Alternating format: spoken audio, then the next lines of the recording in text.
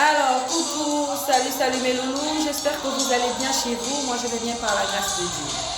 Je voudrais ce matin qu'on parle de deux sujets. Le premier est porté sur les femmes qui ne supportent pas les enfants qu'on nous ramène et les commères. Voilà. Alors, je voudrais préciser un point ici. Vous savez, une femme qui laisse son mari passer tout un week-end dehors, une femme qui laisse son mari faire près d'une semaine dehors, ne peut pas être surprise qu'on ramène un enfant. Alors, celle qui le mari va le matin au travail, respecte les heures, donc les heures vraiment un enfant bien éduqué, qui rentre chez lui au plus tard 20h, sinon 19h, sinon 18h, sinon 17h. Une femme qui laisse son mari le samedi aller se balader avec ses amis et rentrer à 20h, 21h. Ok, ça encore, on accorde à cette femme-là d'être surprise quand on amène un enfant dehors. Mais il y a la manière. Il y a la manière. On est d'accord? Aujourd'hui, mon frère, tu vas t'amouracher avec une femme dehors. L'enfant viendra, c'est bien. Gloire à Dieu, l'enfant est venu. Ça bouscule un peu ton foyer. C'est chaud, ok? Mais quand tu ramènes le sida, tu penses à quoi? Quand tu ramènes l'hépatite, vous pensez à quoi? Quand vous ramenez les chlamydia, quand vous ramenez toutes ces pathologies-là, vous pensez à quoi? Il n'y a pas que l'enfant qui peut entrer quand on découche. Il n'y a pas que l'enfant qui peut entrer quand on va s'amuser dehors. Il n'y a pas que l'enfant qui peut entrer quand on veut tromper ses femmes. Il n'y a pas que l'enfant. Du côté des femmes, le préservatif, c'est pas « Oh oui, mais moi je me préserve. » Ok. Le préservatif dilate. Le préservatif ne protège en rien. L'abstinence est la meilleure protection. Je vous l'ai dit, les femmes. Je vous l'ai dit la dernière fois qu'on s'est retrouvés. Et je vais encore insister avec. Aujourd'hui, c'est en vogue. Oh oui, moi j'ai fait l'enfant par accident. Mais je veux bien, je vous l'accorde. Mais l'enfant n'est pas un accident. L'enfant est un don de Dieu. Donne ça à ta femme. Elle en a besoin. Laisse la dame que tu suis dehors faire des enfants à son mari. Vous vivez dans la délinquance. Ça, c'est la délinquance. Je vous le dis clairement, ça, c'est la délinquance organisée. Arrêtez de tromper vos conjoints. Arrêtez de pratiquer l'infidélité dans le couple. Arrêtez de ne pas être honnête dans vos couples. Vous cherchez quoi? C'est la même chose, ça glisse. Tu ne trouveras jamais une chatte remplie de dents ou de pointes, mon Dieu. C'est la même chose, arrêtez avec l'infidélité. Aujourd'hui, on a une soeur qui pleure au Yémen. Jusqu'aujourd'hui, elle n'arrive pas à faire d'enfant à son mari. Son mari est allé faire un petit garçon dehors. Voilà que tout baigne. Il passe maintenant plus du temps avec l'enfant au téléphone et la mère de l'enfant. Et il ignore même sa femme. Il ne veut même pas se battre pour aider sa femme à avoir un enfant. Aujourd'hui, on n'a pas besoin de sexe pour faire un enfant. Vous allez quelque part, on fait un prélèvement et vous arrivez à faire un enfant. On n'a pas besoin de ça. Ne gaspillez pas vos foyers pour toujours aller donner du plaisir aux personnes, aux conjoints qui sont dehors, et dans ton foyer, tu fous de la merde. Ça, ce n'est pas normal, je vous le dis. Essayez de revoir votre manière de faire. Aujourd'hui, on parle d'adoption. Aujourd'hui, on parle de la fécondation. Il y a tellement de choses qui peuvent amener votre femme à être heureuse dans la maison. Mais pourquoi négligez-vous vos femmes? Pourquoi se marier, dites-moi? Pourquoi vivre en couple? Pourquoi se lever un matin et dire, voilà, moi aujourd'hui, j'ai décidé de vivre avec Margaret? Pourquoi dire aujourd'hui, j'ai décidé de vivre avec Nadège, avec Cécile, avec Sandrine, avec Nelly, avec, je sais pas moi, Marie-Claude, je sais pas moi.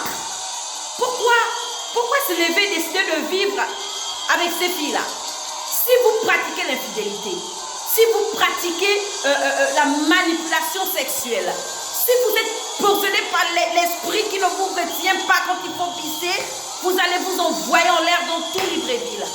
Est-ce que c'est normal? Prévoyez votre manière de faire les choses. Alors moi, ma soeur, je vais te dire, prie.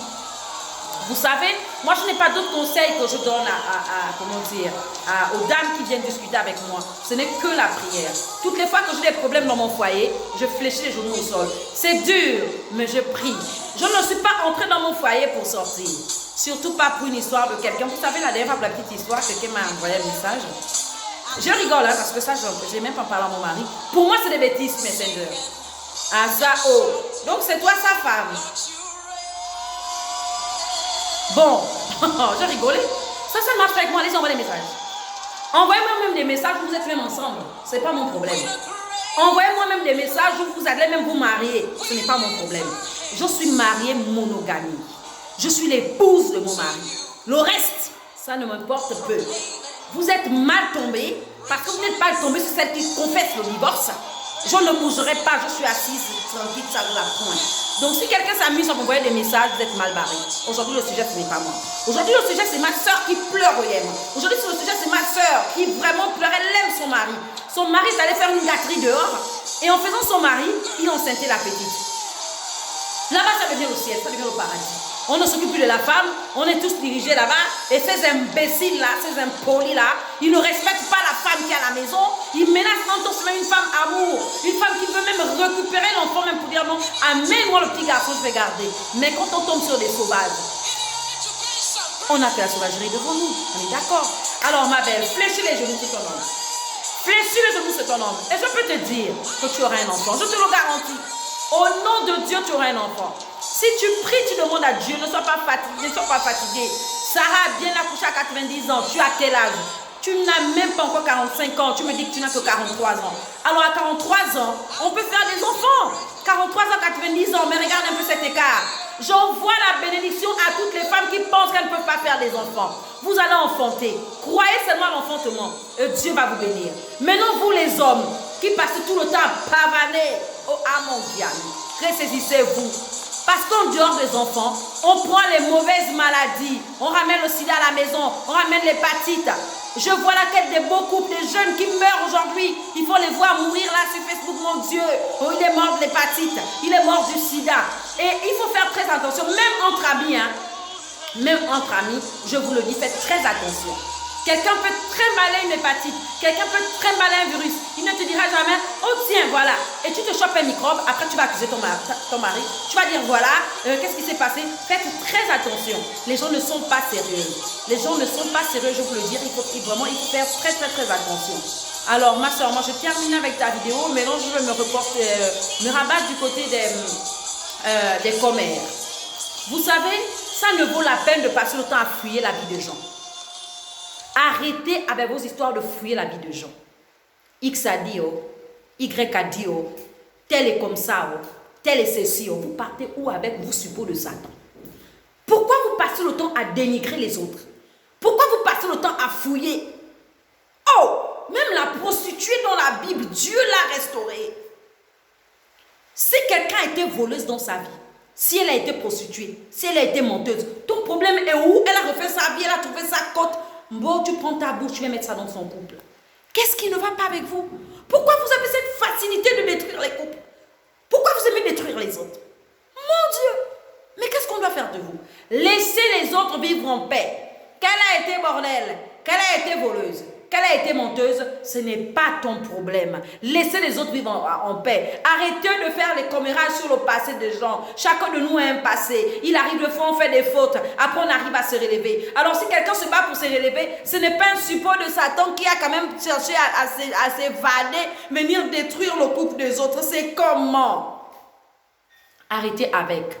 Je sais pourquoi je parle de ça aujourd'hui. Je dis arrêtez avec. Chacun a le droit de mener sa vie comme il veut. Et ça, je peux vous le rassurer aujourd'hui. Ça, je peux vous le dire avec certitude. Ce couple ne se brisera jamais au nom de Dieu. Quel a été ceci, quel a été cela, ce n'est pas votre problème. Qu'il a été ceci, qu'il a été cela, tous les couples qui vivent ce genre de problème, tous les couples qui sont perturbés par les commères, par ce suppôt de Satan, je vous assure que Jésus est la seule solution. Et moi aussi, je vais un peu m'adresser au couple ce matin. Comment tu vas permettre, attends, toi femme, tu vas permettre qu'un homme vienne dire du mal de ton mari? Moi, chez moi, interdiction. Comment mec soit menteur, voleur, assassin, tueur, violeur, rat, chien, ivrogne, beau-frère? C'est mon homme. C'est le mien, c'est mon mari. Alors, je ne peux pas tolérer. Je n'encouragerai jamais, je vous le dis. Jamais. Mais vraiment jamais. Que l'on vienne me dire, ah mais tiens, attends, j'ai appris que ton mari est... Ça ne se fait pas, ça ne se dit pas. Ok, sur ce, je vous souhaite un très bon week-end et j'espère que vous allez protéger vos conjoints. Salut.